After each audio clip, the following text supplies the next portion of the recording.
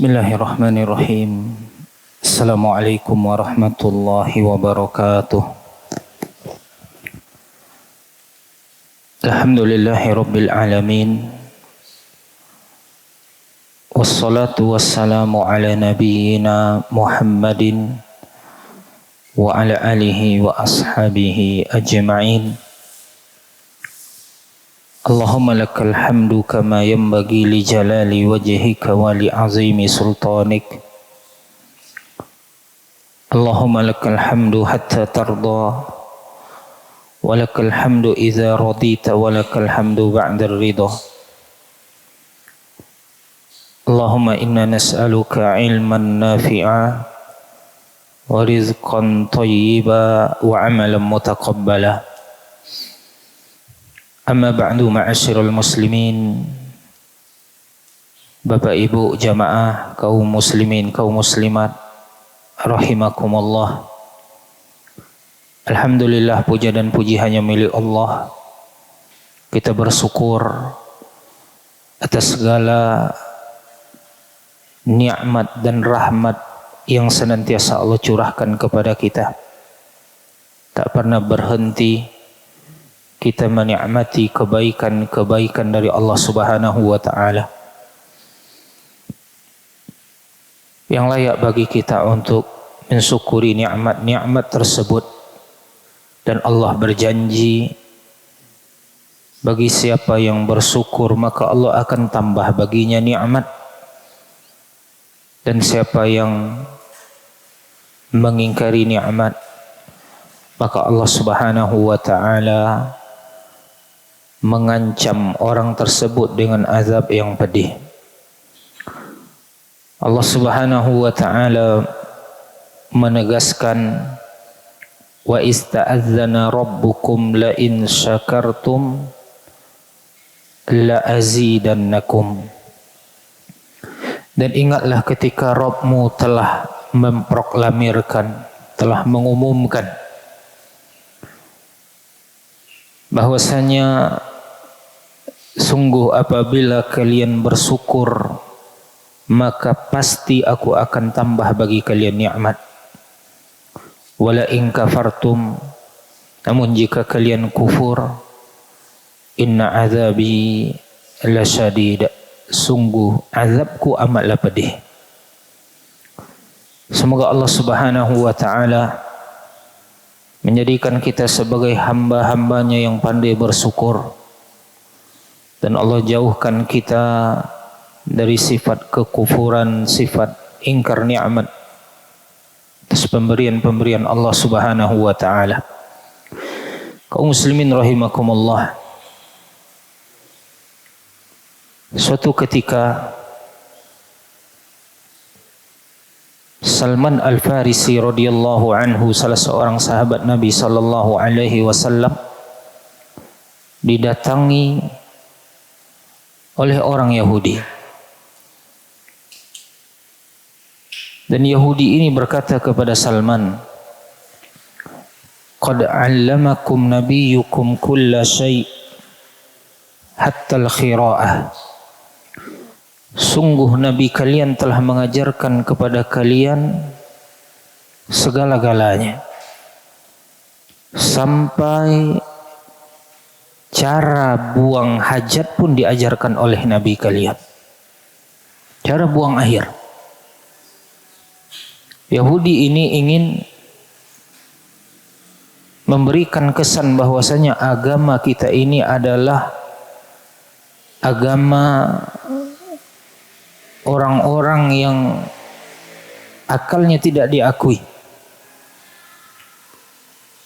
Karena kasarnya hewan, sebut saja Pak, kambing, sapi, ayam, secara naluri mereka mengetahui cara buang air.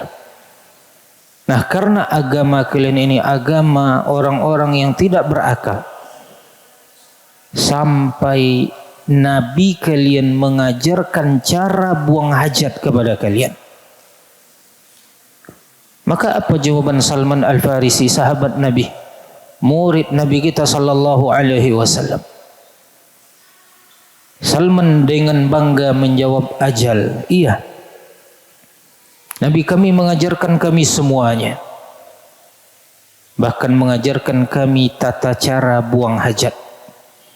Laqad nahana an nastaqbila qiblatin bi ghaitin aw baul. Nabi kami, di antaranya ajaran Nabi dalam buang hajat, melarang menghadap kiblat, baik ketika buang air besar ataupun ketika buang air kecil. Wa an nastanjiya bil yamin.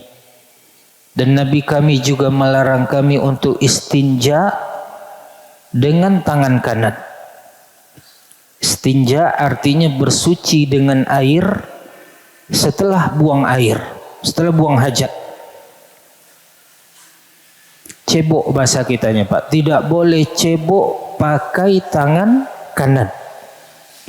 Lalu Salman melanjutkan lagi, wa an nastajmira bi aqalli min salasati ahjar. Dan Nabi kami melarang kami untuk beristijmar kurang dari 3 batu. Kalau istinja dia adalah bersuci setelah buang hajat dengan benda cair, sementara istijmar adalah bersuci setelah buang hajat dengan benda-benda yang padat seperti batu, daun, kayu, atau umpamanya tisu di zaman ini. Ini istilahnya istijmar dalam istilah fikih. Tidak boleh istijmar kurang dari 3 batu atau 3 bagiannya itu. Kalau 2 rasanya dia sudah bersih, maka harus ditambah 1 lagi, Pak. Harus 3. Kalau tisu juga nggak boleh, umpamanya kita pipis lalu sekali usap, habis itu dibuang tisu, kemudian